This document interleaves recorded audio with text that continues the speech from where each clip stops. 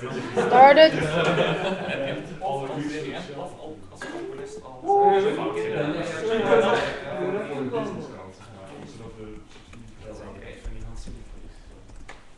Ja, nou, het valt wel.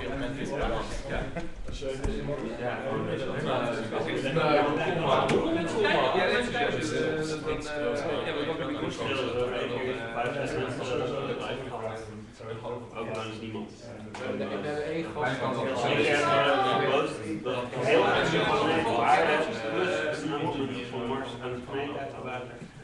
Dat was niet waar. Dat is, maar dat kwam omdat Marcel Wiens toen een hele Everyone, let's get started again. So we went quite in depth with your particular game, and I guess now we'll look at the broad spectrum again and see what comes up. First question for me is, I highlighted a couple of games. Are there any games that you guys are aware of that this slideshow missed out on, or games that we haven't named by name at all that you think are worthy of discussion? Well, the things I heard before and which I checked out like 2 weeks ago or so was Journey. So Actually, I had a slide as a canary, but I skipped it. There's a Machinarium's game that's already been out for quite a long time, and that company has brought out a new, I forgot the name. Yeah. What's it called? And as regarding to being adaptive music or dynamic music, it's not necessarily that interesting, but what they did with the sound effects and how the world sounds, and, everything makes sounds. You move your cursor over a leaf, and the way they escape, the sound world of that game is really interesting. How they did that. But it's still very much event driven. Yeah. Yes. One thing I heard about, and I haven't actually played myself, is Spore. Oh yeah. That's That's a point. an example. Yeah. It's basically a sort of evolutionary game, and decisions you make as a player have effect on the way the game looks, but also the way the game sounds. Like the sort of creatures you create. Well, it's not so much like the game changes, it's just the creature generation was actually procedural, I think. Whenever you pulled it, it was like... I know, I was going to get that, but I was talking about the visual part of it. The only thing that is that the creatures that you create sort of just works, whichever shape you I thought like with each generation you make choices, and that sort of define what possibilities there are in your next generation. Well, it's not so much interesting visually, I would say, but the music part was this whole Brian Eno became the sensational thing that it was generative music sort of thing. Yeah, there are two separate things, because the sound design, sound effects, they are mostly procedural, so depending on what kind of animal you have, the sound effects differ. Yeah.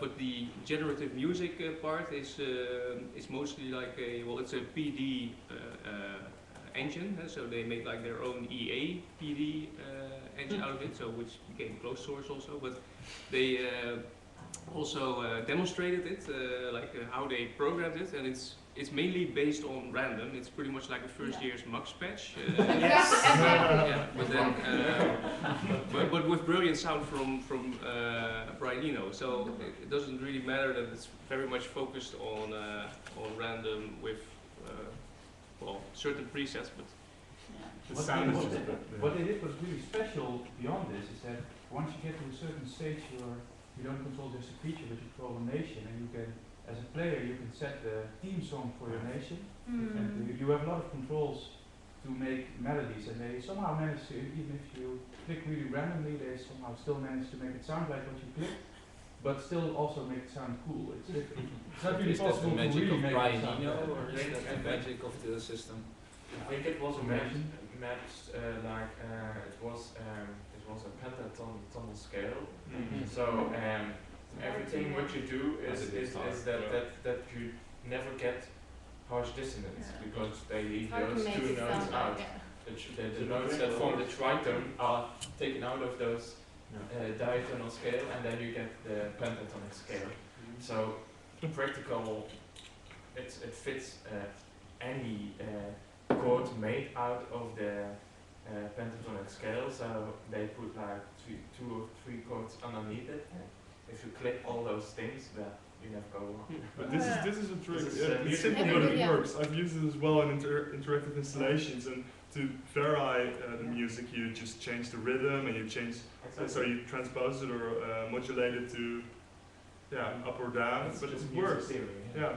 Well, I use a similar system as well for a dance connect game thing, where I put in like these random dissonances that always got resolved straight after. And then musically it gets a little bit more interesting because you get this occasional whoa and then it gets dissolved always. Yeah, I think that was one of the biggest things that held Spore back, is the music was very interesting, but it almost became indescript at a certain point because it was so limited in its tonality. And generative music in general, I think, can suffer from that. A few years ago, we did with a game developer. Some couch games we did a Chime was a game already, and they made a multiplayer version of it. And it had like standard, it had sort of new age music and Philip Glass music, and because there was multiplayer and battling, you could use the basic layer being sort of pentatonic, non-clashing, and then put some more things that could clash upon it, and just random lock and time and all those events happening on screen. You would get those serendipities so that it looked very adaptive, but wasn't that adaptive at all. It was more like a time bomb when the the dissonance would occur. I'm just kind of wondering, because using the pentatonic scale is like this really easy musical trick to make stuff sound well together. But it's kind of like the lazy way. It's to very make non-committal. stuff Exactly. sound good, Yeah. and it isn't that hard to learn a little bit of music theory and know that if you have these notes, that you're in this sort of tonal scale, and that you can play these chords against it and make it sound good or interesting, but have a lot more variety in what you can do melodically or harmonically, without just limiting yourself to one simple scale that works all the time. Yeah, that's a good point. With all these examples, one of the main design points that I hear come up often is that we're still very afraid that players won't get it if it's anything more complicated than using the pentatonic scale or any other really simple system that just always works. Are we really not expecting players to be at all interested in how this works and learning a little bit about it as they go and trying to build something more complicated, more complex? I don't think that's always the case. It should be really the team should be able to make things very clear, also sound-wise. So if you have a composer who knows how to compose very complex stuff, but if you have an implementing team who only understands pentatonics, then you won't get any further than that. There's a game, it's called Dead Space. I think it's a horror game for the Xbox 360. And it uses certain composition techniques from, I think, Penderecki. Yeah, exactly. And he uses the violin in a very unconventional way. And it creeps you out when you play it, and you don't have to be a musician or whatever to get the feeling across that the composer is trying to tell you via the game. That's where I was just about to go. Like, I think one of the main things that these like generative stuff suffers from is the dramatic effect.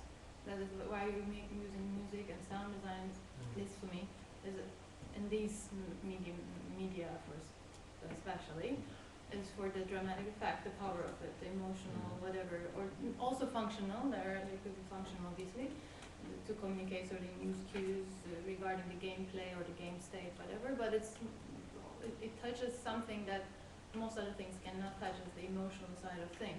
And I think generative stuff cannot really, so far, couldn't really achieve it, at least for me, because they are really, they are not really telling a story of their own. They're not enhancing a story. They are not really not necessarily reacting to what's going on, but they're also not generating any story, regardless of the game state or whatever, whether they follow it or not. And like what you said is having that effect because it is playing for the drama tone or whatever thing. Yeah, but it is quite a different thing. I mean, the generative music, well, then you have like a challenge of the sounding result, of course, but that space, for example, is not very much different from just having cues and having the I know, but that's what I'm saying.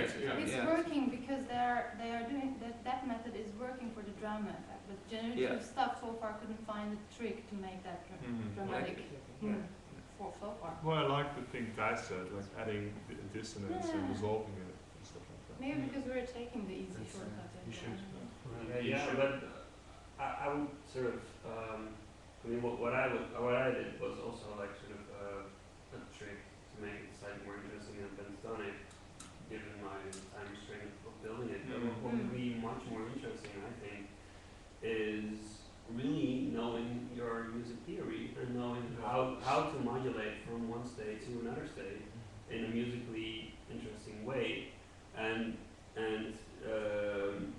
getting like information from what a player is doing or what gameplay is doing or what's happening in a game, and using those elements. Okay, we should get ready to modulate to a different tonal scale so we can get this emotional message. You should also analyze your music as you are composing. Yeah.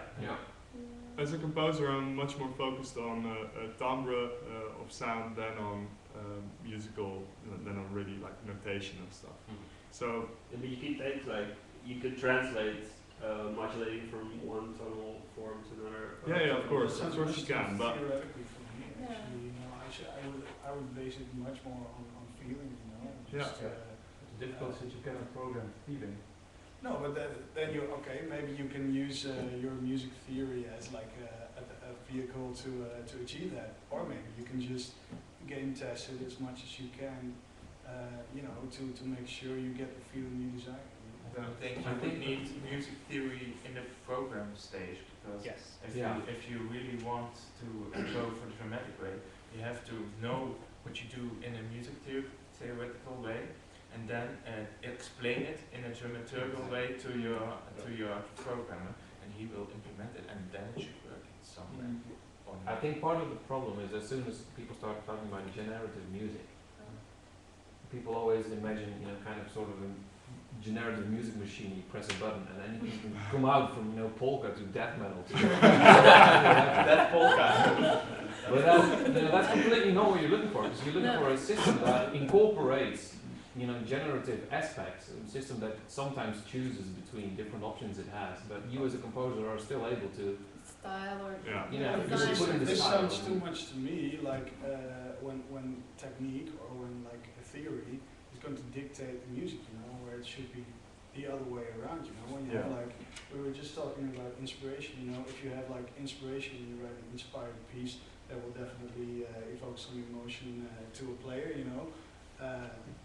maybe you should view it the other way around, like how can we get this piece to be more enticing for a player in an interactive way. Yeah, that's also how I work. Like you know what an interaction, how it's going to be like, and then I make like a static piece, and then I think like this is the feeling I want to evoke, and then you pick that apart. You think like how can I make this interactive, and how can I make this bass line interactive, for example. And but what you basically should be able to do is once you establish the sort of vibe or the sort of feel you want to set, then you should be able to make a step to turn that piece, that example piece, into algorithms that are that you can manipulate. So you have to be very self-aware when you go back to some sort of theory behind, like, okay, so what makes this thing they made sound the way it does? But why am I using these tones? Well, not necessarily. But you know what? I don't necessarily agree on that. Sometimes, like, a couple of things is like you will be self-aware. It's good to be self-aware. I mean, it's good to know your craft or whatever. But it's not always like you know everything about what you're doing. Half of it is surprise sometimes when you find something. and and it's the taste that makes you decide that you're gonna keep it or not, which the algorithms don't have. The taste. Yeah, but you That's can develop all of that before you algorithm. Yeah. So this is the thing of maybe something that evokes the feeling. Analyze it after you've done that. I understand, like looking at it and deconstructing it, what you're saying, but even after the inspiration kicked in. Yeah, but the difficulty is that either you put a set of rules in the computer and it will always generate these things in the exact manner that you programmed it in, or it will go wrong a lot of the time. Yes. That's so. No, I think there's a creativity lot of middle ground there. I think there's middle ground there. Yeah, you can find a sweet spot. I think you can create like an endless amount of music that has sort of that feeling, but still progresses and still moves and still but the has. question is, what I'm gonna say, like when you take just the music, maybe it's sort of relatively easier to find that middle ground. But when you have a context that is not just music, but also visuals and the experience that you're getting from the interaction that you're having in a world that is created with 3D shit going on. Really, but really, like, that's a world, and that world, these worlds that we create oftentimes quite dumb in terms of their AI even. They're gonna just get smarter, they're just gonna get more interesting, they're gonna just get more interacting with each other, because that's where it's going. People are trying to find those very simple solutions to make those things, the agents alive and more reacting and whatever. And the music is going to be like, you're trying to say that, okay, there will be an algorithm that's gonna make it, somehow gonna find that middle ground where, and compose as if I would compose, because I think that should be the emotion that it should invoke at this point. I hope we'll get there. I mean, in my ideal long-term look, I can say, well, that's exciting. But right now, I'm also realistic, and I think it's just so much more harder when you put it into that context. Whereas if you just have the music, disregard every visual or whatever means that bound you, that you have to match or reflect or influence or whatever, it's easier. You can make a tool for yourself that will make awesome music, but music in those awesome visuals you're talking about and the interactions of objects within it and how everything works, that also didn't come about by people taking the easy path. No, I'm not saying it's necessary. It's really hard what I'm talking about, but it's necessary. Well, I wouldn't say it's necessary. It's an interesting thing to do. I'm not even sure if it's going to be used in the future. I mean, these things are... I don't think like game audio should get their act together and start doing that shit, because it feels like people have been sitting on their asses for a while. No, why should game audio? I think you're wrong. Maybe I'm sort of provoking now, but it's kind of it's like wrong. we've been. Sorry, I have to shout because I keep talking, but the you're sound wrong. fucking sucks right No, now. but the thing about it is that I want to say something. I was just talking to you about it, is that it is indeed the case that we don't have enough manpower for the audio thing to step over it. But is that ever going to happen? You know, budget-wise, you know, in what respect? Come on, is it's that going the to wealthiest industry in the world, in the cultural creative world right now. It's so. it doesn't work that way. also so don't context get driven paid what so you're It doesn't work that way. Excuse me. I want to hear this side of the table. Yeah. Sure. Do you have something you want to? Well, I one have interesting thing some- in this regard. Oh, yeah. I think you should say yours because mine was it kind of follows up. But Well, I get what you're saying, Thijs, and I agree that it would be nice if a generative method would be found to create actual music, which up to this date I haven't heard from generative music, because there's no human element, because there's no emotion in it. And basically how I view this is just generative music is like, for instance, if a song or if a soundtrack were a statue, you could either build it with your from yourself, like with building blocks, with instruments, with and melodies and harmonies and stuff like that, and you build it like you would take a bunch of matches and you put them all together and you make a statue. Also, you can have like a block of marble that's generative music. You can do anything basically. An algorithm can do anything, and you have to restrict it to make it do what you want. So you're just chiseling away options that you don't want. For me, it's far too much effort to keep chiseling away stuff I don't want. as opposed to building the thing I do want and using elements from that and making them more, I don't know, fluid, I call it, making more different iterations of it, making that possible. But you have to start, but this might be the point anyways, with your own emotional investment in it and build from there and not just, otherwise you're just wasting too much time on taking out stuff you don't want. But if you're manually composing, aren't you also deciding what you don't want? Yeah, exactly. Because you start composing, you decide, I don't want strings. Yeah, Because but that process is very quick here. I think what you're saying is, for the context in which you're working right now, it might not be all that useful to create a completely generative automatic system that does work that you might as well just do manually and get the same result.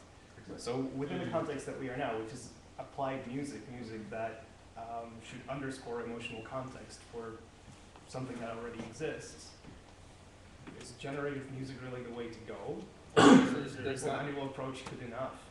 Isn't that How kind much of do you the, need? isn't that kind of the same with game engines, and that's why they still get built in-house most of the time, especially for the large production, is because because making it as scalable as possible and as useful in as many cases as possible is running into more problems than it's solving actually for them. Yeah, you oftentimes end up having very case-specific solutions for what works for you. Yeah. Sometimes they even budget for the next project. I think a different, something that's different here in procedural audio is that it might be possible, as you said, but in practice there are hardly any examples of really good procedural But audio. that's not a reason to stop. I mean, Exactly. it's not a reason to stop. But the point is, graphics in games have been horrific for years, and there weren't any good examples of 3D graphics before people actually started doing it and started building upon it until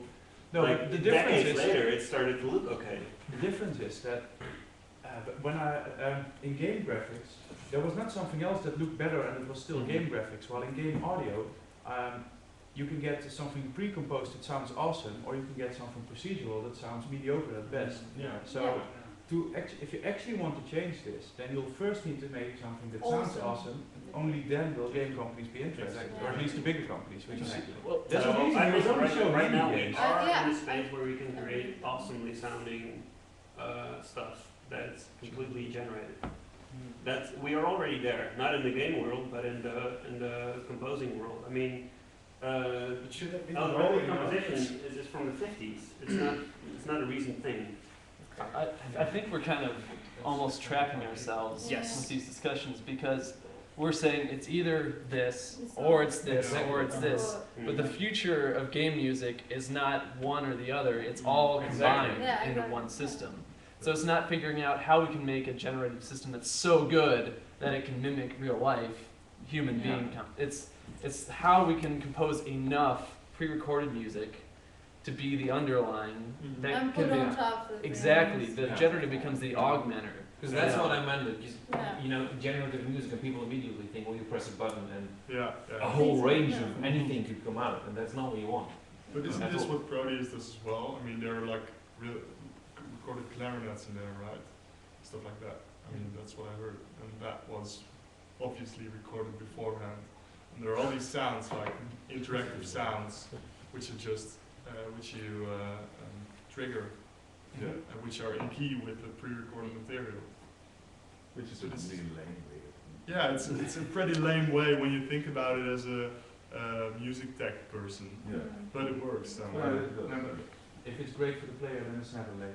No, that's true. The only goal in the end is the player experience. But everything else isn't matter. great for play. That's what then.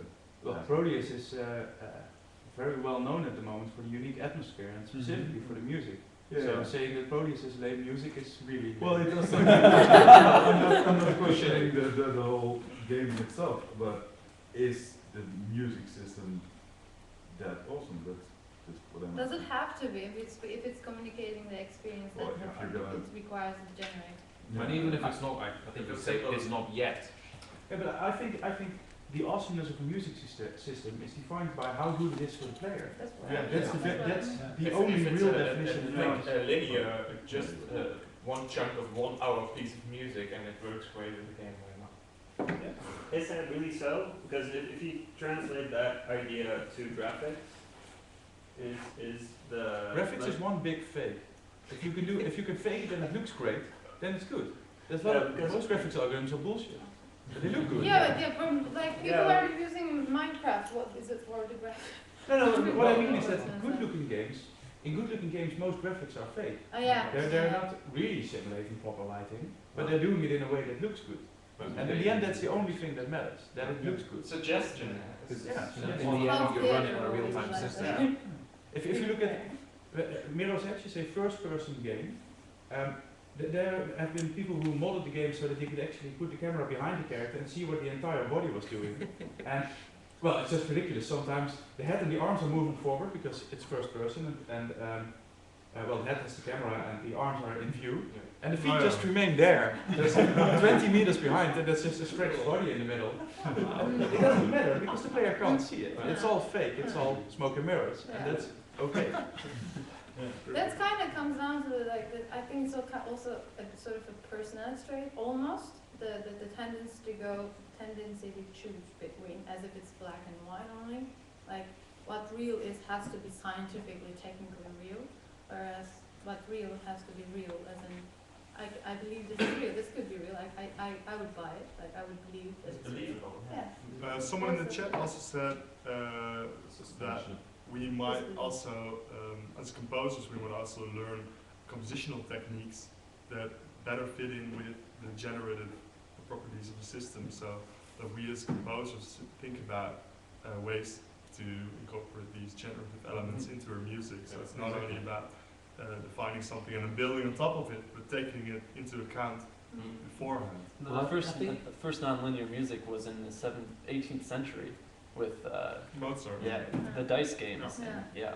So it's not anything brand new even to the century. You can develop a system for everything, and it makes musical gestures. So I think it's easier to develop new systems than it is to develop new music theory.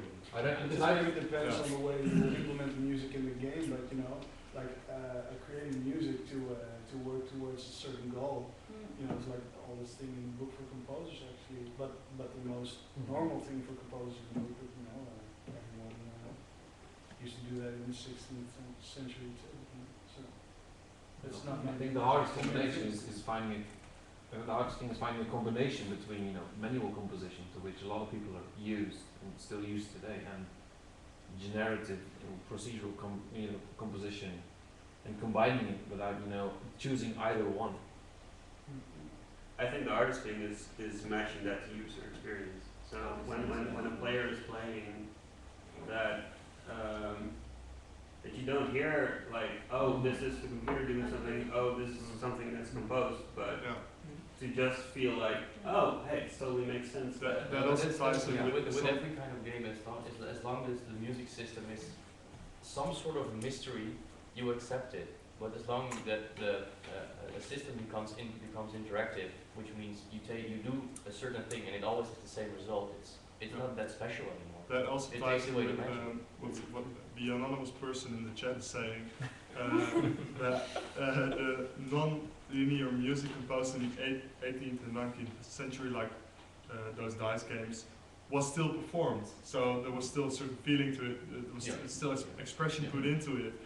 And the emotion came from the performance, and that is something we're missing in these generative music systems. And when you compose a set, performed emotional thing, it will still be fixed. That will still be fixed most of the time. And when you put stuff that isn't emotional on top of it.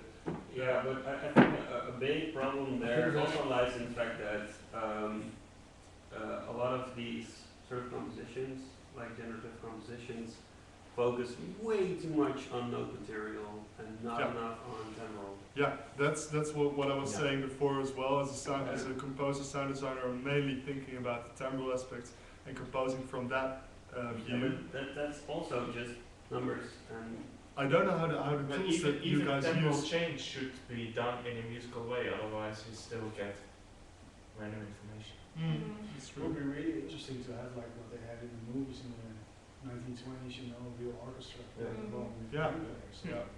Isn't that like Honky tonks interesting? pianos. It should be an interesting concept for some What's kind of gonna happen? enhanced game music performance, you know. Yeah, just put iPads on their desk and see the note material coming in. Yeah. Well, Or other tablets. Yeah. to this day, arguably the best adaptive music system was in the early 1990s with LucasArts iMuse. Yeah. And that used straight MIDI Yeah. just completely procedural within the sound card at that point. So, What games were made with that?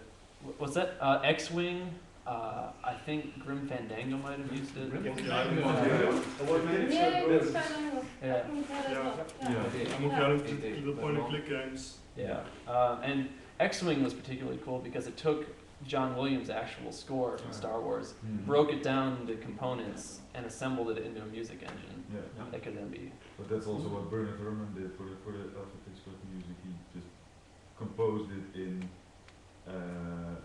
small bits, so that the orchestra would play it, could stretch it up to the exact moment when something would happen, and then throw in the next bit and stuff like that. So that was also. That's also what I was thinking of, that games will always have this problem where you don't have the same control over the end material as you have with movies. Yeah. For example, with movies, they play it live and they adapt to the final. The funny things with the iMuse stuff, that Mokiata 1 and 2 were Right. recently remade, and they wanted to do, instead of MIDI, they wanted to do it like with real musicians. So they spent a lot of time and money on that, but they couldn't match the fluidity of using MIDI in the original, because they had a recorded saxophone solo, and then they had to, transform that in some way into another theme, and it never matched up as well as it did with MIDI. So 30 years later, the format's still working. Well, everything needs its transition, so you can't just copy it. No, that's true. But this is the thing about, in the context of that game, in the context of a game using MIDI, that iMuse seems really natural, and it seems really organic almost.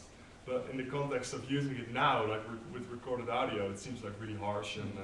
Well, that's the thing, that we are getting so used to this high production quality thing in the sound, just like with the visuals. It doesn't really make it makes sense in a way, but it also doesn't make sense to wait for this leap that this one big game company is gonna take, that they're gonna spend all the budget for both CPU, memory, whatever wise, but also money wise, budgets on the audio to use a fluid system like second MIDI, whatever, but also use really high quality sounds. That's also why I think indie games will do this much sooner than any AAA studios do, because the quality standard and the expectations that you have to live up to are just way too high to start building such a thing from the ground up. Whereas if you look at something like Proteus, anything goes, really.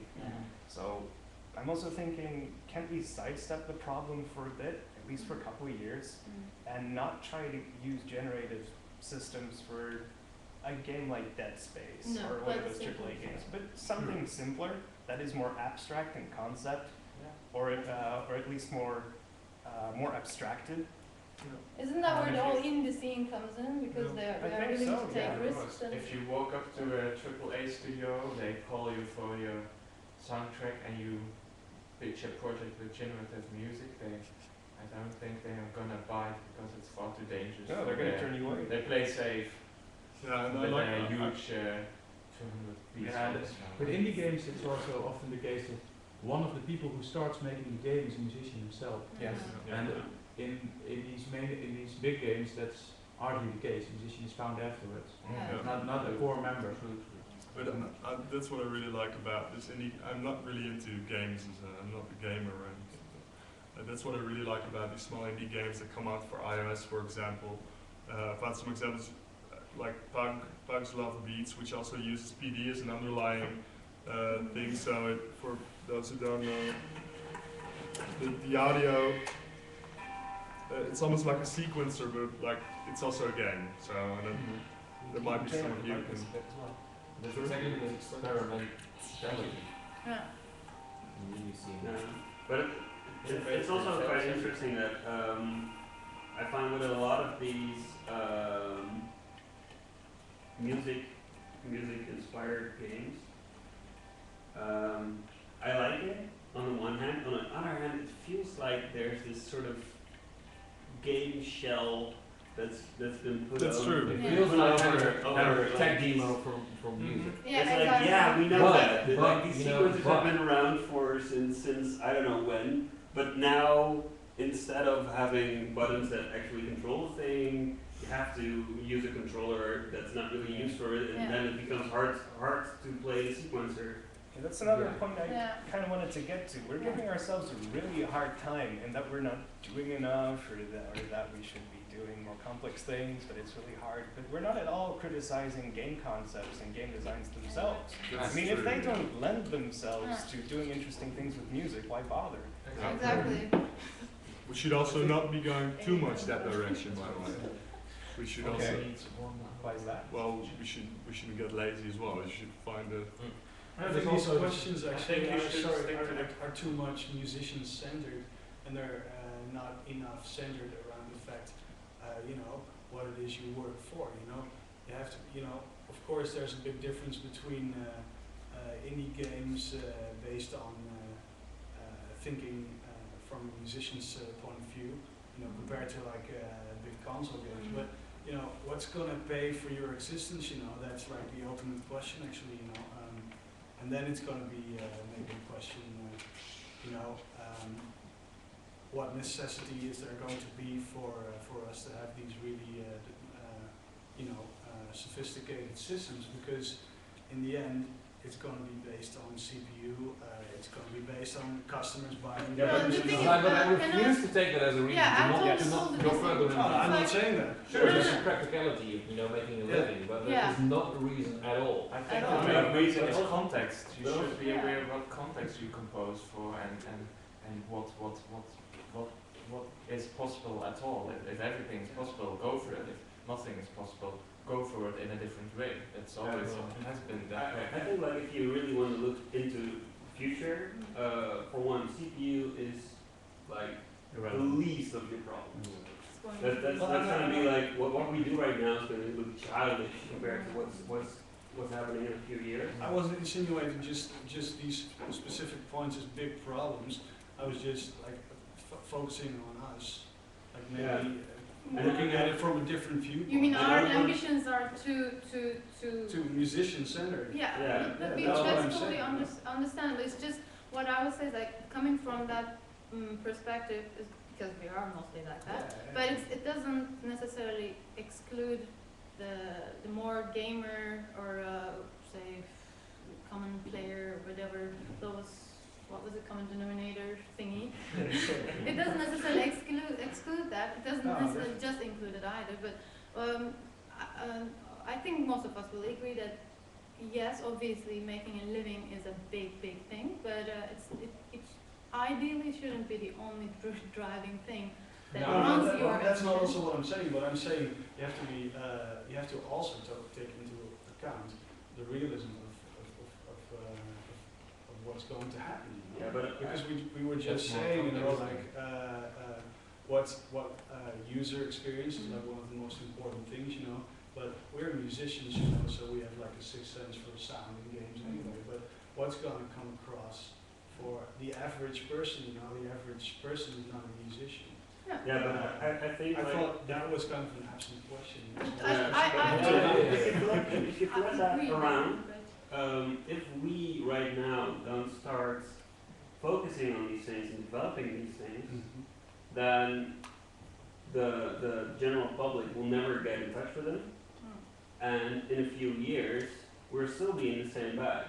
But if we now start with indie games or with one way, start developing these ideas, getting the general public to know these ideas, then in 5 years we'll be asked to get jobs because they were asking for generative. Yeah, exactly. I mean, we need to create the space. There is also this thing, if you keep but is it realistic? Oh, but is it necessary? Oh, when is it going to happen? Oh, there will be CPU, oh, there's memory, oh, there's no money, oh, nobody's going to take it to develop it. If you take those arguments and just stay with that, you will lose the passionate people who are not able, who are not satisfied with this. Just like he said. But that's never going to happen. Well, maybe it will. As long as there's education people. What happened to the graphics people? I mean, a few years ago, what were the graphics like in games? It wasn't interesting to start being a game graphic artist. Why? Because all the graphics in games sucked. Because you only had so many pixels, you only had so many CPUs. But not go that far. Just for like 5 years ago, when I first started Hakao, the whole adaptive and procedure wasn't even used. Adaptive was a new thing at the time, and now and Hakao is such a trying to bring workforce. It's all about workforce, and that's about economy, right? So now, in the beginning, maybe it was more traditional, but they took up the adaptive, and now it's all procedure. Well, these things are happening because these things are being talked about. Yeah. And then you cannot just deny. Possibly the next couple of 3 years, 5 years, the musical system we're creating aren't that interesting and aren't that economically. Yeah. But if you don't start, walking down that path, you'll never get there. Yeah. But there's always going to be people who are going to be so passionate about that stuff. Sure, but that's in every industry. Should you just stick to the right context? Because you don't want to write Hans Zimmer's score of Angry Birds as well. So it's the same thing. Well, actually, I'd like to see that. It would make it a different game eventually. Yeah, exactly. And of course, these things all exist in their own context and stuff like that. And like Duncan is saying, we must also have multiple ambitions in the way that some games are pushing rich narratives and story arcs, while others are pushing casual gameplay based on simple. And you can put those new principles in those kinds. But you have to look at what kind of game do you have, what kind of soundtrack does that game need, and what method am I going to use to provide that soundtrack. And I think you need to make those choices with each project, and not everything has to be generative or everything has to be. But these are just so they never change. These questions are our existential questions, sort of for a composer, sound designer, whatever. I would say. So the tools, whatever is going to change, but I think the problem is that they're happening so fast that we're not really able to keep up. This all changes, there's this tool, there's this app, there's this technique coming up. So it's how long has procedural music been a research topic exactly? Because it not feels the like research. decades to me, but not the research. Not even 5 years, I believe. Procedural music. procedural. Yeah, 50s, 40s. Yeah. What techniques are going so incredibly fast? Because I didn't notice it. I'm not talking about technique, but I'm talking about the tools, the way they're being sold. There's this, revise, there's Emma, we added these plugins. There's all these kind of things, but nothing fundamentally changing. That's what I'm saying.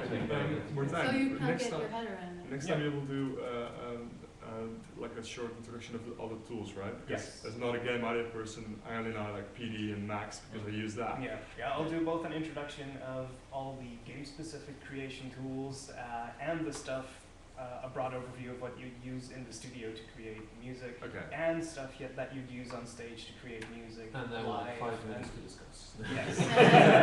I can do that in 10 minutes. I believe you can do that. But then we can do also follow a thing online that we can also read and stuff. Yeah, let's same thing we did on Facebook for the repertoire for all the games that we want to discuss. We can do that for all the audio tools we want to discuss. Awesome, because a lot of the tools are being named now. I didn't know. So. Very different, and we were asked earlier for games that did things differently. Yes. A game that you didn't mention is Swords and Sorcery. A personal subject. That's you know it? Yes. That's for those who don't know it. I don't think there's a lot of adaptive stuff in it, but actually it's pretty much the opposite. It's a combination of an album by some indie musician Jim and a Guthrie. game. James Guthrie, right? Jim. It presents itself as an album. It even has a lot of LP stuff in the game itself. And that's an angle I haven't seen anywhere else. So that's also a different angle. Yeah, It's I've an seen interesting a thing, couple of actually. small examples where other musicians are also setting up games and albums as just interactive experiences and not defining games as something that they're not currently that you buy for $60 and then it's all gameplay, but more as an interactive installation type thing, which happens to be kind of like a game. Music also is an album. Yes. For mobile devices. It's just basically an Music app. album, it's, yeah. A bureaucrat. Yeah, I really think that is where you're going to make the most and most easy and most fastest progress, is by not making it too difficult for yourself, by sticking with a very traditional game with high expectations, but trying to sidestep things like that. I do think regarding Björk that she doesn't look from a games perspective or a game audio. She looks from music industry, Mm-hmm. which is changing in a whole different level, in a whole different way. However, there is a form of common ground which we can. Yeah, and I'm So hoping she's that trying there's to an entire bypass spectrum the of classic things. way of selling an album in a store or Yeah. the Duncan also adds to this, there's also the ARG or alternate reality game aspect to this, like Nine Inch Nails did with Year One, Year Zero. And Amanda Palmer, I don't know her, but she apparently also did something like this. To sell an album, so to make a game which isn't like on screen, like a platform or anything, but more like an experience which people have to But find. it doesn't really have to do anything to do with music. That is just a way of presenting your It's a marketing trick. Well, I wouldn't call it that Branding. because I Just really like love the album, but But on a conceptual level, the two don't really mesh together. it doesn't have much to do with one another. Just No. screams quite interesting. Yeah. I'm not really sure if these artist-driven albums are. Like one of the really cool things about games is that it's not really driven on who made it, but the experience of the game itself is at the center point. I think. Could be wrong. Yeah, it's kind of like a performance thing. You're no longer passively sitting there. You have to engage with it. Yeah. As you bring your own experiences and interpretations to it, and that's how it works. And I think in music, it's, I mean, people listen to music and enjoy that, so that's sort of like a user experience, but it is sort of like a celebration of the person who made it. Yeah, true. Mm-hmm. And that's a different perspective, I think. The fun thing is that that's actually something that's been emerging in games of late, and that's something that I think is very important for games that get more. There's more personality in them, and less it's a very large team and we made it based on playtests and what people enjoyed most, and more. Yeah. I hope there will be more games that are about the personality of the designer. Which Yeah. makes it more of an art. Otherwise you get some backdrop thing for everything. Yeah, it's Yeah, like the Kubrick of games, things like that. Great. I don't know, you can do that, guys. More boutique sort of Oh, that's something that didn't exist 20 years ago in games, and it's very, at least in the indie scene, it's very prominent now. Yes. But that's a good. Is it, Yeah, I think so. but it's also, it's always a result from the project, you know, just as with albums of classic artists, it's always because of a lot of people enjoying the music that the creator gets known and gets big. But it's never the other way around, you know. You always have these exceptions of people who only can enjoy classical music if they know which composer it was, to say, you know, oh, well, it's not, you know, to be interested. But, you know, then you listen to music for the wrong reasons, you know. Yeah, I sometimes have the feeling that there are a lot of bands that play music where it's very important for them that they are recognized for being the ones who make that music. Maybe even more than people actually listening to it and enjoying it. Actually, I think we The shouldn't famous underestimate that in games as well. So I think, like, anyone that knows the Nintendo games knows that Koji Kondo composed them. Anyone that plays Final Fantasy knows Nobuo Uematsu, etc. Those are really big factors for them actually. Yeah, even in In Crisis their 2, enjoyment of the game, if they They, want to buy the game. where they used Hans Zimmer studio to compose a main theme that's not recognizable at all. It's the in-game music that's recognizable, but because the name Hans Zimmer is above it, they expect higher sales. Yeah, Duncan is also asking, is a game franchise similar to a band then? For example, the new Halo album. Well, that's what with indies you see that those are becoming those are more like these rock stars that you. Well, I think the difference between a rock band necessarily and sure it's overgeneralization. Someone who makes indie games is that especially in the indie scene, you can be way more flexible. The fact that a name brings out a game doesn't necessarily mean it's always a platformer or always an RPG. Especially in the indie scene, you as a developer can choose to create a different game than you did previously. While a rock band necessarily, there's a lot of bands that just produce albums that sound more or less exactly the same as just different songs. Their own version of everything. I think it's a bit more like the celebrity craze, and celebrity equals brand, and brand equals marketing sort of thing. And if you go, if you don't go there, you can still have a certain style, you can still have a certain quality, and people actually can go for that.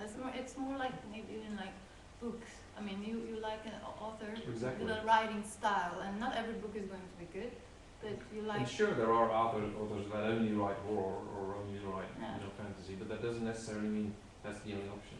But a game can be a brand and a franchise, and music can be very supporting and important to support that. So and then automatically, if that occurs, then of course the composer gets noticed. I think a lot of composers stick with the game for like a really long duration of the franchise itself. If it goes well. That's someone gets hired into the studio and he's there. He's one of 3 or something, or there are maybe 1 actually, but he's there for years. Duncan is also noting that bands probably make less money. I can attest to that one. Which is kind of interesting. But you say like you have this one composer that's then part of that franchise. Like, how big is a visual team? I was gonna just say the same thing. I mean, come on, there's like these big. It's way out of balance. Sure. There's a lead man, the lead singer, and the rest of the band is forgotten, kind of thing. Yeah, exactly. It's. But that's on film as well. Games also have a visual art director who decides what the visual style of the game is going to be. Yeah, definitely. And then there is. How many people who are working on those visuals? I think that's something the musical scene also did for themselves, though, because you see that with film as well, and is that the amount of audio people working on it is far less than the other disciplines. I think if you have a team, an audio team compared to like a composer and maybe somebody who helps with arrangements and stuff like that, you have an actual team, then you could actually have somebody who's modeling that one violin section that's so important to have that emotional impact. If you have like a team of 2-3 people that have months time to be able to create a model of such an instrument, then you can use it in such an expressive way, and it doesn't sound like it's a MIDI file. There's also a question of manpower.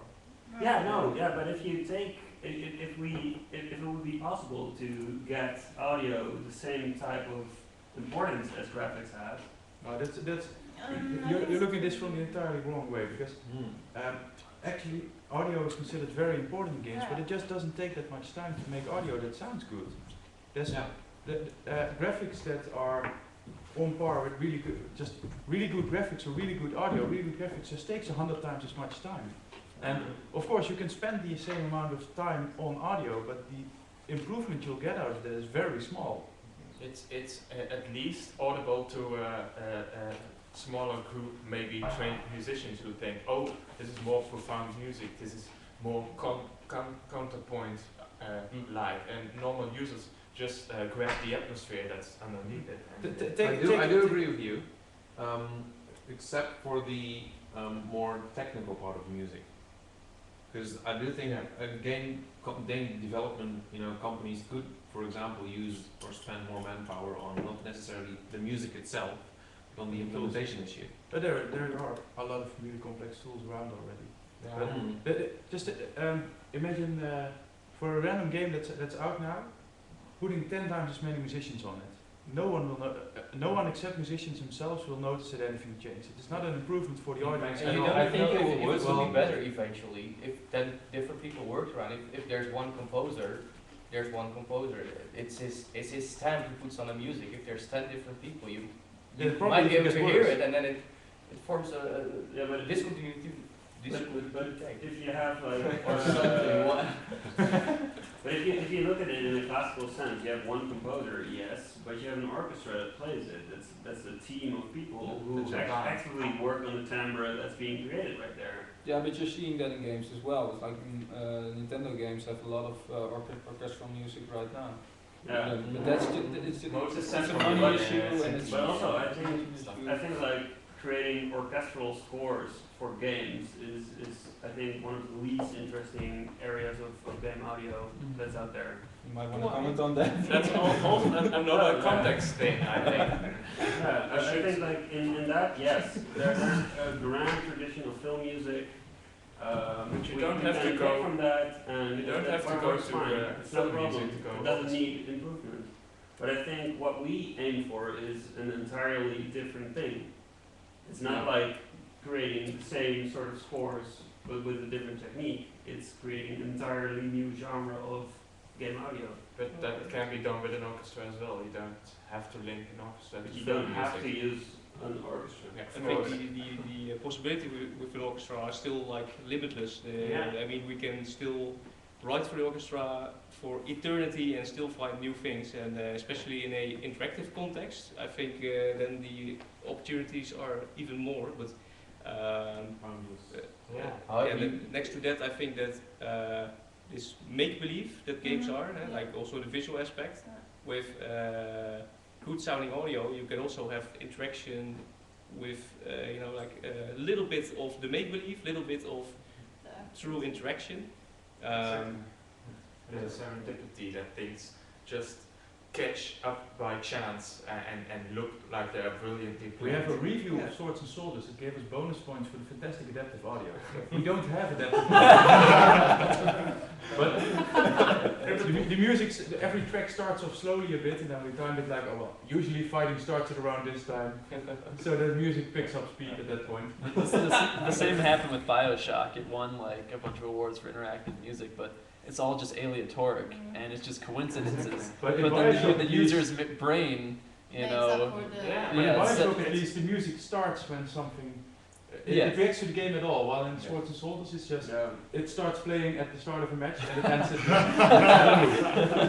that is exactly like, those things work, and we know they work, and that's probably one of the reasons why the audio teams are so small, because they work. It's already working. There's no incentive to pump money into that, because the alternative they have works beautifully. I think that if you really think about why do we even want adaptive music, or music that learns from its players, or whatever. I think if you think about that, you get into maybe entirely new game genres, or entirely new game. Either to improve the player experience, or to improve the composing experience. Now, if you see what kind of games already get like grand prizes, it's much more fundamental. It's just, are you curious? Yeah, I would say so. There are two very different views that are kind of underneath this discussion. There's, I make a game, I want good audio, and then I don't want all these experiments because it's going to cost me a lot more, and I'm probably going to get less. Or do you want to do something interesting and evolve the field? And those are two very different views at it, and they should be happening at the same time. And And they will happen at the same time, Yeah. just a bit slow, that's all. But if you look at AAA games now and say like, oh, they should do this, that's No, of course not. that's not going to work. But should someone do it? Absolutely. Absolutely. No, and this really feels like an indie game thing right now. It is. But they are most open to it, so. Yeah, and the indie games, well, they're talking about like indievasion at the moment, you know, because like there are so many indie games popping up, and everybody can make a game, even in the weekend, you know, like the global game jams. You can build a game in just a few days with a small team. So if this has your core interest, then just go for it. Yeah. You know, like I mean, if it's if there should be games with generative audio in it, then just make this game with generative audio. Of course. Also, guys, it feels like we're sort of trying to force, at some point, very personal choices on the whole field of game audio. Like, for example, I never thought of it before, but recently during one of the lunchtime at the game company that I'm working now, I just someone just mentioned that they could not join the game jams because it was just too fast. I mean, it's just not the way they work. We just work for long periods of time. The way your brain adjusts to that. I mean, and that's a whole different way of working. So you cannot just force a certain group of people who are basically used to that kind of complete different workflow to develop something so fast, so quick, or whatever. I mean, you were actually nagging on Facebook about it, like you hate this, It's right? Yeah. But comment on it. I mean, it's like two different genres almost, right? Yeah, context. not necessarily. I think it's more. I mean, it is eventually a completely different genre, obviously, but it also it comes down to, I think, in a very personal note, like you said, what are you interested? What makes you feel good about what you're doing? I think in the end, I think in the end, we probably all agree on this that there should be all these things, and they should be dependent on your own personality and on the game and all these things. Those subtleties. Well, I'd be surprised if we need to discuss that at all. Yeah, but maybe if we could go back to the first presentation that Martijn gave with Imogen Heap. Imogen Heap is, as was mentioned in one of the videos that was spread around, a Grammy Award-winning musician. Clearly a big name. It's not like she's not indie. She's like a big name. And she's using a sound system that was like a decade ago being like something similar being developed by Michael Westbeach, and years before that others were working with the same type of sensorizing the body, using gestures and all that stuff. And now, like after decades of development in really underground, really like indie game type of senses, it makes the leap into mainstream. And but that's what's we live for He isn't mainstream, she's still very underground. I think if she can actually hire a team to create a system like this. No, she's not hiring. But that is what is exceptional about the video. It's not the system or the artist itself, but it's the fact that someone relatively mainstream actually does this. The point there is also that someone who can spread her videos or his videos on internet, the internet being the celebrity, the maker, I think is the key. I mean, she wouldn't be able to do this like 10 years ago either. And she was also then a known name. So there's also that factor. But I like that. I just want to point it out. It's really interesting that there's this ground where you can mess around and try out these ideas and try out completely new things, and if it works, great. If it doesn't work, well, at least we tried it and it was fun while working on it. And perhaps years later it becomes more relevant in an entirely new context, in a much bigger, more mainstream context. No. We actually touch on a different subject. You mentioned the game jams. I've attended a lot of those. This year, the theme of the Global Game Jam was a sound instead of, and it wire at some locations it was actually said what it meant. It was the sound of a heartbeat. But I thought it was pretty interesting that they didn't imply it at my location, so you could just pick out anything. Thomas, you joined as well. Rosie, you composed for one of the winning games.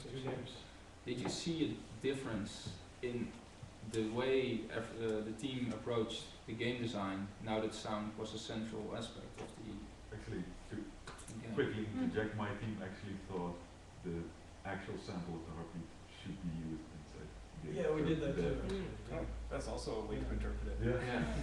Oh, we It was a actually, mistake, but still, it shows your. It's not a mistake.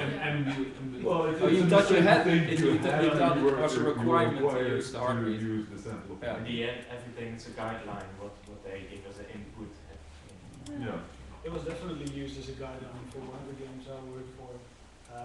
It was actually the intention to have the game react on the breathing, the heartbeat of the player, because it was about a guy dropping into the ocean with his plane. He was wounded, but he had to control his heartbeat to, be able to stick out as long as possible. So he couldn't, get too excited because then he would be bleeding faster. And that would all be controlled by, the reaction of the player. When you saw a shark, you had to stay cool. And if you wouldn't get cool and would swim away, you would definitely die, but not because of the shark, but because you would bleed to death. So in that sense, yes, it was definitely meant to be a game that was, Incorporated. yeah, it was more or less dominated by sound or something like that. I also saw a lot of 2D platformers. That's Yeah. they're easy to make. Yes. Yeah, one as well. We did last year 3D Unity thing. So there. Those guys, I just made music, 2D. 2D music. No, but to get back on emojis, isn't it? Is it a bad thing that she's like launching generative stuff into No, the I think mainstream? it's a good thing. Also, It's a good thing. I think it's a right? great thing. Yeah. It's not the She's first also time she's working done on it. Duncan noticed this, and I also know this. She's also working with the RJBJ team Yeah. on a running app for the iPhone that basically Awesome. takes her. She made a composition, and she's working with a team to make the composition generative to put it into a running app. Actually, has anyone listened to it, to what she created with the software? To with what the running app. No, Not the what she running, created with the thing finish she had it. on stage. Because I thought, one of the things with that thing she used on stage was that it was too limitless, it got you to create such a random piece of music that you should have really have set some certain boundaries to ensure that you have not some geeky thing that musicians would like, but again, it should be about your listeners having like an enhanced emotional experience because of the system you I use. think Thijs wants to elaborate on this. Yeah, I was going to say the same. Go for it. I think the way she used the tools was actually very musical, very also very clearly defined. I mean, none of the sounds went anywhere crazy. There were everything was completely in tune. Everything was Do you know her completely music in tune. or not? I've seen about 5 different versions of the demo she gave with the suit. But you don't know her albums or? I've heard some of them. Mm-hmm. And it is more free than her. I'm aware of some of the music. I mean, it's image unique, but you can buy it on my Spotify stuff at some point. But I think it's just really musical. But I think the mappings she's using, as far as I could tell from seeing her perform it and hearing the music, I think that's still like quite linear in a sense. Yeah, I think there's a huge danger in the assumption that it's bad that this example is more free because for example, what also could be happening is that Imogen Heap is saying, well, Imagine Heap. Is that she's saying, I'm glad I finally have this tool because I always found the music I wrote to be way too rigid. Yeah. That's also a possibility. But it's also about the instrument. You don't want to restrict a guitar to only like? I'm honestly curious why she chose this. Is it because of the theatrical side of it, or is it actually it is bringing her new sonic possibilities and other ways of performing? I mean, she's playing. In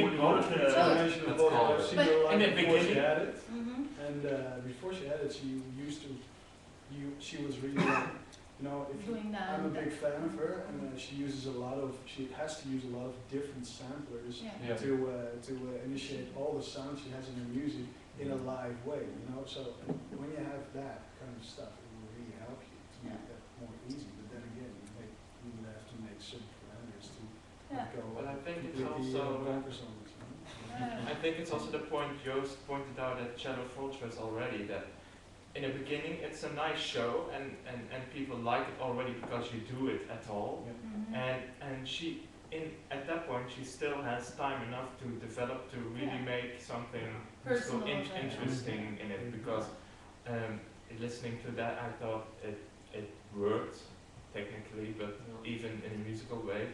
Saying that nothing strange happened doesn't necessarily say it's very musical. And hey, perhaps the best reason why she's doing this is exactly what you said, curiosity. It's a very bottom-up approach. Inspiration, why Just not? to see That's what the best happens. reason to do I something. mean, it her really feels music like is experimental anyway. It's not- I mean, knowing Imogen's previous music, I mean, it wasn't a surprise at all. Obviously. If Who's gonna do it? She was somebody gonna had to do it, Duncan is adding that she's a colleague of a former colleague of his, and she's that really she into- just really is into wearable stuff and glitters. Yeah. And she's also curious. So But I think also that the system that she's that she's performing with her now. I mean, a lot of the videos I saw were a talk about, hey, I'm Imogen. Mm-hmm. For the past X time, I've been working with these people to create this system, and now I'm gonna give you a preview of this. It isn't an actual concert yet. I don't know. She's not using it in the show. She's showing it as a work in progress. That's a And- normal way to go if Yeah, you first exactly. touch But that. that's why I think it's mostly like, okay, I'm working on this, and I can do this already. Just wait for a year, and it's gonna be awesome. Yeah, and I'm actually kind of. I think that's that sort of That kind of ties in with, the entire Cello Fortress, is fact that, the most interesting things start happening when you've been playing that game for, I don't know, so 50 minutes, an hour, half a day, I don't know. Exactly the same thing happens with, the suit with, she's just showing the very first thing she can do with it, and is, I think, purposely perhaps trying to keep it a little bit simple so people can understand what the suit does. Yeah. Of course. Gives a meaning to a note finger, like the girls doing the ad libs. Also interesting because I didn't know something else like Martijn mentioned in earlier think tanks. It's almost like a game audio approach of getting stuff out early, getting feedback, and using that in your system perhaps. Yep. Like And that's the essentially early starting trial all and error over kind again of and approach. growing as well. Yeah, I think the whole Imogen, to wrap it up, I think the whole initial frustration was, at least on Facebook, that was going on, was only because that there was no historical research from the people who were just like blind promoting it. But yeah, it's not promoting it about as something promoting that has never happened before is just crazy. But other than that, it's just really good that she's taking it and building upon it. But was it said in the film that it was something new? Because No, that's the news article.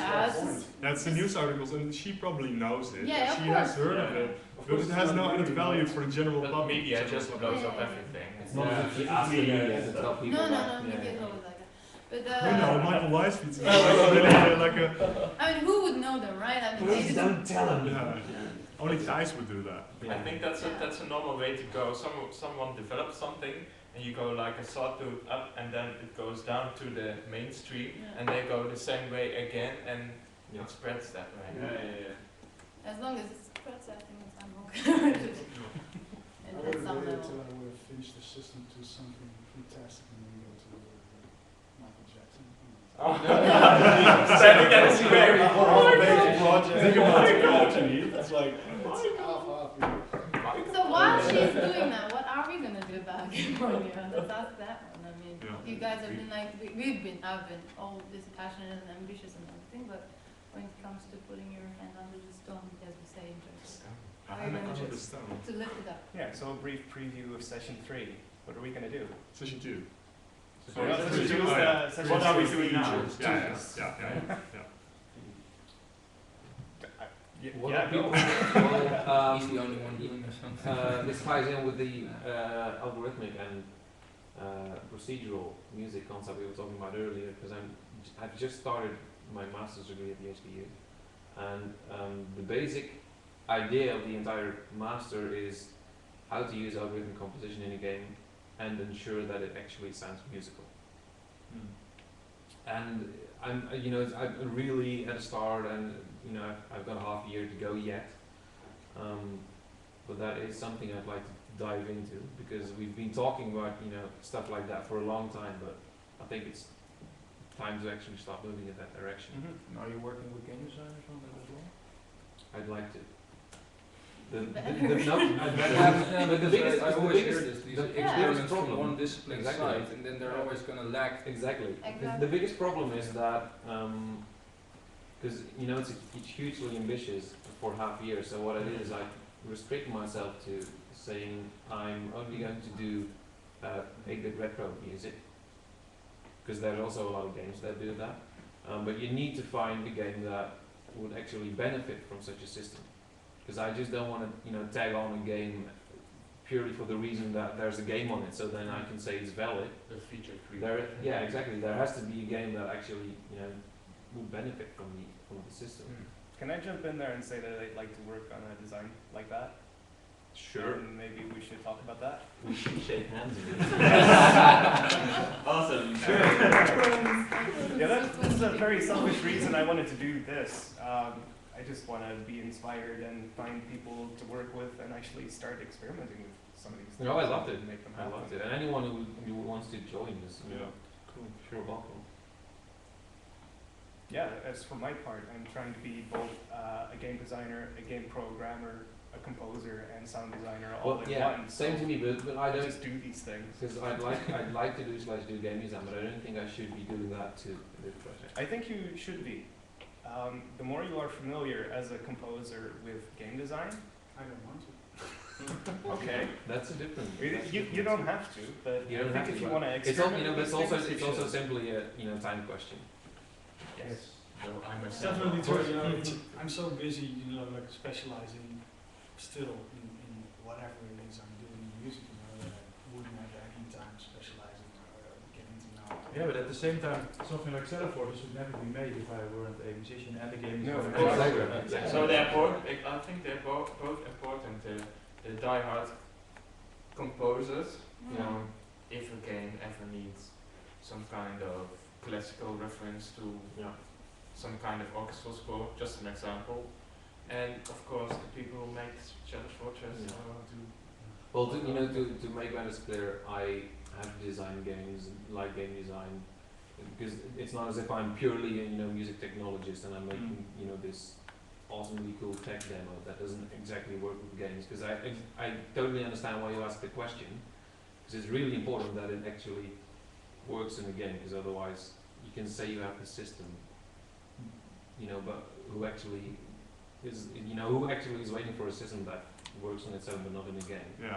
It's more that it's like, I think if you want to make advancements in these areas, then I think that's something that the industry as a whole needs to start doing more. And the moment they start doing it, you see really beautiful products come out of it. The Journey is a really good example, I think, of it, where all the disciplines meet up and just hit the sweet spot. The sweet spot, yeah, exactly. And I think that's what very should classical do. composer with a very rigid team behind it. So that's another note by Duncan on also understanding the game design principles. He's saying that narrative might be really important. Just understanding narrative and working on that parallel with this soundtrack is really important collaboration. Something that a lot of people who are not game designers always overlook is that narrative in games is not the same as narrative In the book. oh well, narrative can be a written narrative, but there's also a big narrative in the gameplay itself. Yeah, Tetris has a very strong narrative for every player, but it's different for every player. I would separate story content and narrative as two separate things. Yeah. Keep that in mind. I was just gonna say actually the games who happen to you happen to be mentioned on the table and you also listed some of them tends to be the ones that are sort of experimenting with all the audio or how we can enhance narrative. It oftentimes comes from the games actually have narrative but not story necessarily story. Yeah. You know, it's like even games that make you question what is a game most of the time. So maybe it's also maybe it's a tendency, maybe it's a natural tendency. That Well, a very strong example I recently played, and the thing some people might have seen is, I think it was a Flash game, and the only thing you saw was either it was a white screen or black screen, and there were cubes on it, and you yourself with a cube, you could move with arrow keys, and as soon as you came near other cubes, they would move away. Cool. Yeah. Yeah, it's great. And that's the entire game. But you're playing that game, you feel lonely and lonelier and lonelier and lonelier, and you yeah, really sad. But the interesting thing is that some people eventually give up, and as soon as they meet new cubes enter into the screen, they're just like, I'm not even going to move towards those cubes because they'll run away anyway. Some people will keep trying. So the interesting thing is that people can learn something about themselves through the narrative, because that is narrative, I think, the narrative that the game imposes on the player. It's implied. Duncan is But there's no text also at all. noting that there's something, narrative and story can be separated, so it's like experiential narrative versus story content, or not versus, but. What is the cube game called? What was it called? No, it it was was something else. Color Pickle? No, I Color thought Picker? you were mentioning something. I don't know, but I can look it up and Look it up and post Facebook. it on the Facebook page, definitely. Cool. If I can find, You'll find it. You'll find it. Otherwise, I think hunt you Brown till Down. death. But yes, that's an important topic that I would certainly want to elaborate on in the third think tank session. The importance of narrative and how both game mechanics can give rise to them and how music can give rise to them, and where there's overlap in those, but in a procedural way, not so much on a fixed story kind of way. Yeah. What I also find Looking forward to interesting, it. and for instance, this cube game, is if you want to score that, you'll have to analyze what the player is doing. And That is interesting. you'll have to, the only way you can give sort of meaning to what's happening and have that translated to music, you'll have to do analysis of like, where are the cubes, where's the player, what is he doing, how active is he, Has he given up or not? has he given up, is he trying to approach or trying to, and you would have to take those elements into account into whatever you're. Is there actual music in the background or is it just sound effects? Because I've seen that trick built with sound effects a lot. I don't think there was. Okay.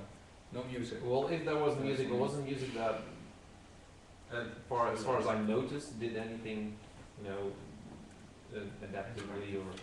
Yeah, so no music, but just sound effects, and those feel adaptive and well because sound effects are adaptive. What about ambience? Why should it be as complex as like music and having different Yeah, of course. instruments? We haven't really discussed ambience, which is like really haunting sounds. Well, Mark brought it up. The answer is I Using can't timbre really instead of Yeah, melody in and my melody. head. That praise is a good example of music. Well, that kind of seems to be the solution for when you go in a more generative way. Always is going for a more ambient feel. Proteus is doing that exactly, and I think Proteus is quite expressive still.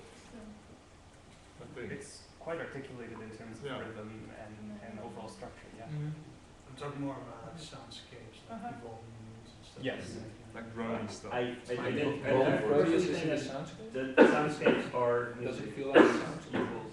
It feels like sounds, but not in a drum. Yeah. It still has those like. It's not Depends that how it's it's just used. Depends how it's used. Yeah, exactly, but It's not feel all like drum. I'm saying it as It is somewhere between, but meaning. a different thing than music. As a different path to go in.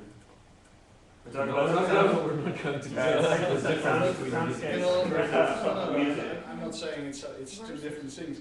It's just things. I'm just saying that maybe in some cases, you know, soundscapes would work a lot better than like music building to It just depends on the game. Soundscape can be Yeah. used Yeah. if you go that Yeah. back. Scene. Yeah. So that's a bit of a fake area. I read something really interesting on a game, I don't remember what it's called. I read a book on game audio last week, and there was this bit in it about developers taking the Indian raga as inspiration, because they didn't want to go like all the way ambient, but they had the raga to build upon, and that gave them really a structure. I have to look this up, I will post it or something. A discussion that came up at the AES conference last week was that games versus other mediums tend to not have as much of a sense of audio dynamics, and I don't mean just from soft to loud, but as far as silence to when the sound is playing. And that's kind of, could touch a lot on that, is soundscape for score. Just games in general tend to just be bombarding with a lot of sound. Yeah. And there's a really great quote by WC, which is, "Music is the space between the notes." And But that's I think that's to blame for the history that mainly arcade games were made with just like a sort of a folky tune ripped from a public domain area by a game designer, just put around the music, and then you go play your brick wall or Tetris or whatever, and we are in different areas. Is that, and also arcade games used and needed to be loud and Just stand needed out. to Just a draw practicality. attention. Yeah. No, that's also the thing that games are about interactivity, so they are about things happening, while those silent moments in movies are usually also moments where few things happen. They build a certain tension, things like that.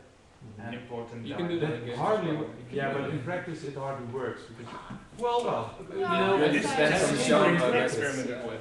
I Like, think HDR if you really Yeah, know when that you would do make it, sense. then it really works. Because if you really do have a game clotted up with music, and then you have a few silences, it definitely works in some way. Maybe not what you desired, but it does have effect. Well, even if you take, for example, games like Elder Scrolls games, I think a lot of people know those. There's nothing really interestingly adaptively going on there, but it's just tracks being played randomly. But instead of, you know, this track has finished, let's start, you know, the next track immediately. There's, you know, pieces of silence between them, and that's one of the really cool things I like about the soundtrack.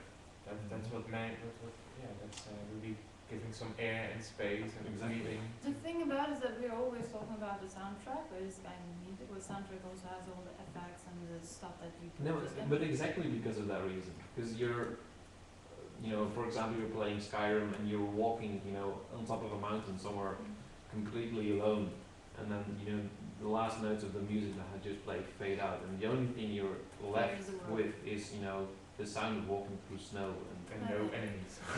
There's a movie, No Country for Old Men, Yeah. and Yeah. it has completely no music. There are maybe 3 notes in it, and that's it. And it's you don't even notice that there is no music going on, but it shifts your attention towards a completely different purpose when watching the movie, because because you watch the movie, the sound is so convincing. And so subtle that you're feeling like that you are really there, and at the moment that music would come in, that's from a different dimension. So it could pull you out Give you a eventually. Hollywood experience Exactly. instead of like what you're Yeah, but the power of the movie is in the fact that it doesn't really have the music. Music could dictate an emotion quite fast. Yeah. Yeah, it does. Let's have credits for the composer who Duncan came up with the said, idea of not having music. He got paid for it. got paid for it. But I think that's singing bowls are still like some ambient stuff going on. But I think that's an interesting I always find you say evolvement as well, because No Country for Old Men was pretty big. Like it was a pretty big. I don't know if it was a blockbuster. It was acclaimed, but at least it was visited by a lot of people. Yeah. I think. otherwise they wouldn't do it. So they attempted to do that, even though you would expect that to be more in the art house scene.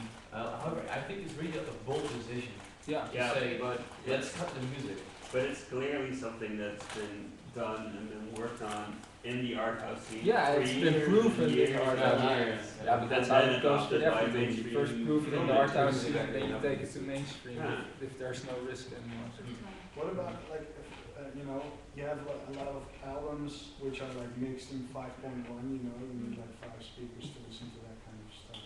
When is that ever gonna, you know, be a big thing in the games? Because That's a lot something of I games wanna have do next time. surround sets. Surround Yeah. sets. Because the sound effects are, well, it's interactive, so the sound effects are really easy to make surround. So a lot of gamers buy surround sets specifically for the games, and they buy these really expensive surround headphones. But they're often really, like, the cheap ones are really shitty. 2011, there were guys from Belgium who had a 3D system, 9.1 it was, I believe.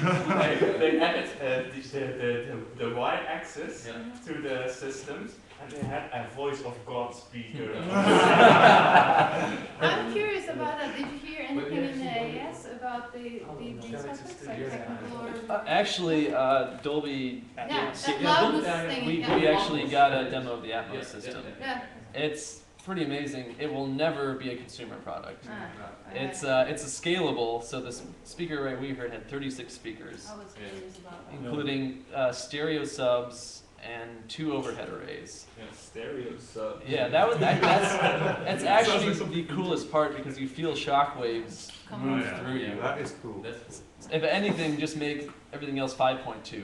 Just But this was the same thing it was used for The Hobbit, or no? yeah, it was used on The Hobbit. Okay. It's only been a few films so far, but Mm. the coolest part about that, but it's more for film than us, is that you can just press a button and it'll down mix from Atmos to 7.1 to 5. That's what 3D sound also does. Yeah, basically ambisonics.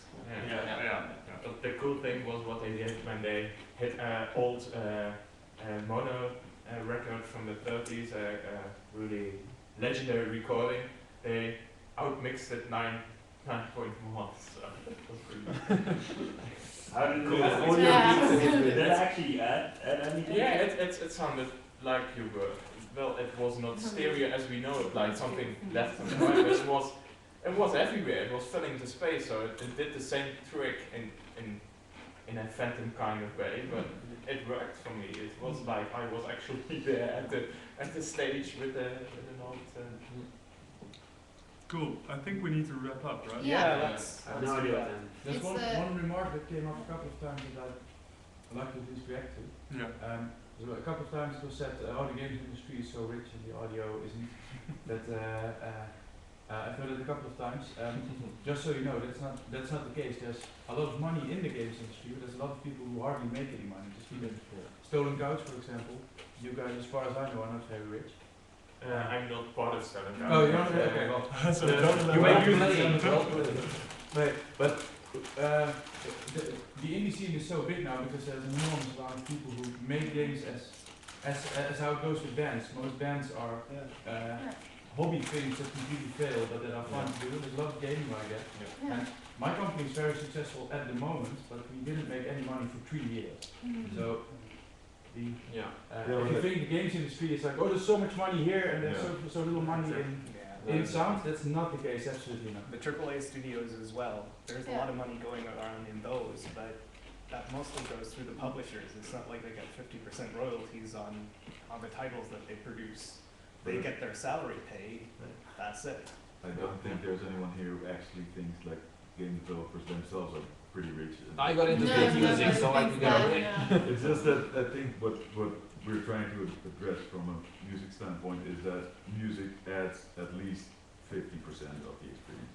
That's been scientifically proven, stuff like that. I can. It doesn't in games, but okay. What? It doesn't in games, but okay. It does. Oh, there we go. Oh, that's not Just to make my point, I always say to game developers, just take 10% from your total budget and spend that on audio, and no one ever does. It's basically 1 or 2%, and that's unfair. It's a lot more for us. Okay. It's where do you it's work? case specific, I think. And stellar coaches is also a bit more, but that's fair. That's fair. I know in advertising, it used to be 10 to 15%, but that's nowhere near what it is in games, you know? Yeah. That's what I'm into. Unfortunately, I'm not into games. But let's wrap it up. Yeah, we really need to wrap up. Maybe can give Martijn a word. He opened, so. Oh, I have to do a summary now. Yeah, you're good at this stuff. Okay, so I think we basically went everywhere. We did a very elaborate case study of teleporters, which was really interesting. We got a lot of stuff out about that. And in the second half, we went really broad spectrum. I think we covered indie games and AAA games and how different it is to create audio for one versus the other. Or not at all. And oh geez, we discussed procedural generative music versus composing manually, and in which context you would do one versus the other. And we also tried to find some middle ground there. We think there is some, but we'll get there. We'll get there. That might be something for the third session to elaborate upon.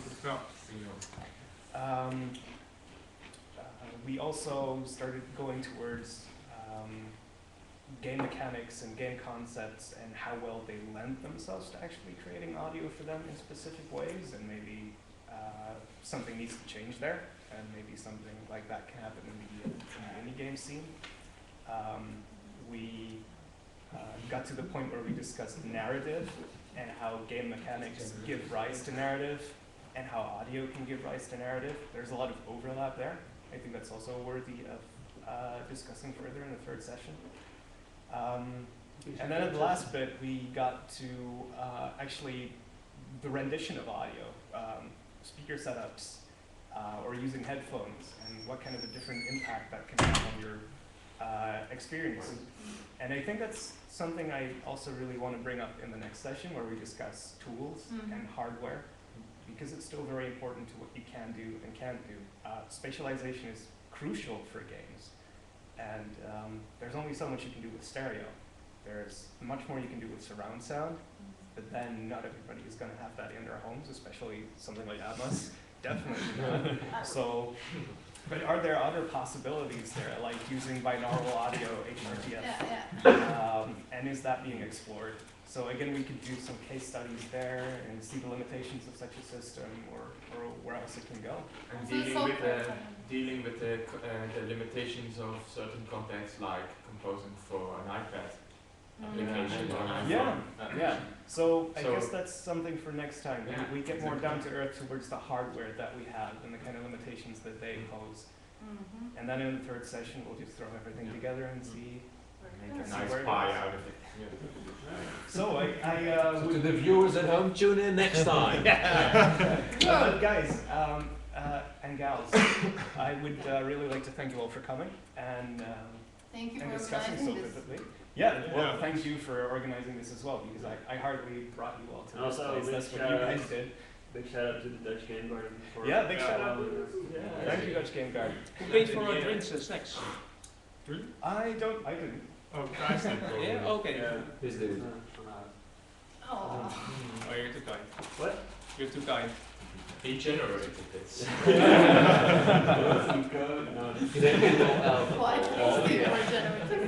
Generative food.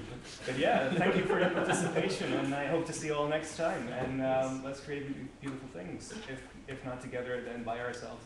You guys should talk. Yeah.